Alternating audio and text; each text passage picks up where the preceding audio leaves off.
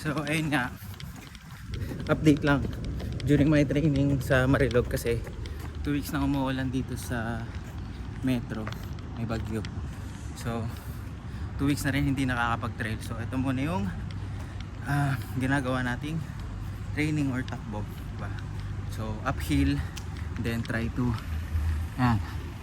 tinatakbo ko yung hanggang may hagdan ng building, like 11th floor siya pero technically dun sa rooftop 12th floor. So bali 12th floor from here sa baba hanggang dun taas. So ayun siya.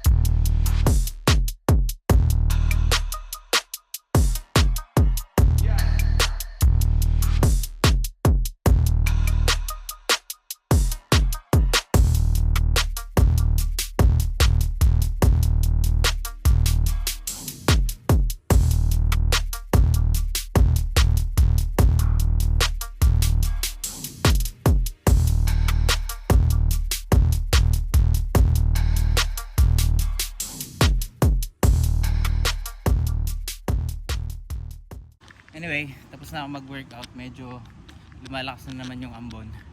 So kita-kits next week sa Marilog. Excited na ako. Sana matapos ko yung